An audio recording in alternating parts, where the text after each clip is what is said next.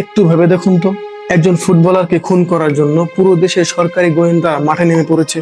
অতঃপর নিখুঁত পরিকল্পনা করে খুন করা হলো এক ফুটবল সুপারস্টারকে।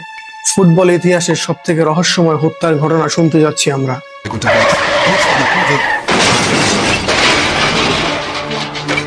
হাই, আমি ইরফান, আসছি আপনাদেরকে মার্ডার ক্রাইম স্টোরি শোনাতে। চলেন শুরু থেকে শুরু করি। ঘটনাটি স্নায়ুযুদ্ধের সময়ের কথা। তখন জার্মানি দুই ভাগে বিভক্ত ছিল, পূর্ব জার্মানি এবং পশ্চিম জার্মানি। আমরা আজকে যার স্টোরি শুনতে যাচ্ছি তিনি এই পূর্ব জার্মানির বিখ্যাত ক্লাব ডায়নামো বার্লিনের বিখ্যাত প্লেয়ার ছিলেন, আর তিনি হলেন জার্মানি ফুটবলের backbone লুতেজ আইগেনডর্ফ। Abends höre ich gerne Platten, zum Beispiel von Peter Maffay. পূর্ব জার্মানির এই দলটির পিছনে হাত ছিল তখনকার ভয়ঙ্কর গোয়েন্দা এরিক মিলকের। মিলকে এই ক্লাবটিকে নিজের সন্তানের মতো ভালোবাসতেন। কিন্তু 1979 সালে ঘটল এক অঘটন। পশ্চিম জার্মানিতে একটি ফুটবল ম্যাচ খেলতে গিয়ে কোনো এক কারণে সুযোগ বুঝে পালিয়ে যান লুতেজ আইগেনডর্ফ, কিন্তু তিনি আর ফিরে আসেননি। এই ঘটনাকে প্রধান গোয়েন্দা এরিক বেইজ্জতি হিসেবে নেন এবং এরিক প্রতিজ্ঞা করেন এই বিশ্বাসঘাতকতার বদলা তিনি নিয়েই ছাড়বেন।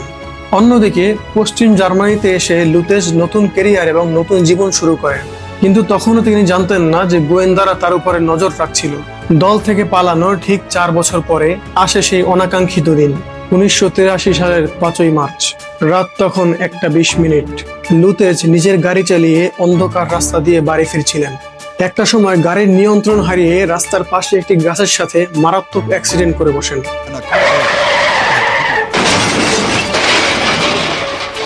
অতঃপর তৎক্ষণাৎ তাকে হাসপাতালে নেওয়া হয়। হাসপাতালে নেয়ার মাত্র 2 দিন পরে 26 বছর বয়সী এই তারকা ফুটবলার লুতেজ আইগেনডর্ফ শেষ নিঃশ্বাস ত্যাগ করেন। পুলিশ তদন্তে জানা যায় তার রক্তে প্রচুর পরিমাণে অ্যালকোহল ছিল, তাই সবাই ধরে নিল অতিরিক্ত মদ খেয়ে গাড়ি চালানোর ফলে এই অ্যাক্সিডেন্ট হয়েছে। কিন্তু লুতেজের বন্ধু বলেছিল লুতেজ সেদিন মাত্র 1 গ্লাস মদ খেয়েছিলেন, যার জন্য মাতাল হওয়ার কথা না। তবুও সবাই বিশ্বাস করলো এটা একটা দুর্ঘটনা। ভুলে গেল সবাই লুতেজকে। অন্ধকারে ঢাকা পড়ে গেল লুতেজ হত্যার রহস্য। এই রহস্যময় মৃত্যুর 7 বছর পরে 1990 সালে জার্মানি যখন এক হয়ে যায়, তখন গিয়ে লুতেজ হত্যার রহস্য উন্মোচন হয়। গোপন গোয়েন্দাদের আর্কাইভ ফাইলে এই ঘটনার সম্পূর্ণ বিবরণ পাওয়া যায়। সেটা পরে স্পষ্টভাবে জানা যায় যে এটা কোনো দুর্ঘটনা ছিল না, এটা ছিল গোয়েন্দা এরিকের একটি নিখুঁত পরিকল্পিত হত্যা। লুতেজকে খুনের মাস্টার প্ল্যান শুনলে আপনি হতবাক হয়ে যাবেন। ওই ঘটনার রাতে লুতেজ একটি ক্লাবে বসেছিলেন। তখন গোপন গোয়েন্দারা সুযোগ বুঝে তার কোল্ড ড্রিঙ্কসের মধ্যে এক প্রকার বিষাক্ত রাসায়নিক মিশিয়ে দেন, যেটা খাওয়ার পরে মানুষের মস্তিষ্ক অচল হয়ে যায় এবং শরীরের মধ্যে অ্যালকোহলের সংখ্যা বাড়িয়ে দেয়। অতঃপর লুতেজ যখন আচ্ছন্ন হয়ে গাড়ি চালানো শুরু করলেন, রাস্তার অন্ধকারে উৎপেতে থাকা গোয়েন্দারা পাওয়ারি বাতি দিয়ে তার গাড়ির সামনে আলোর ঝলকানি দিলেন।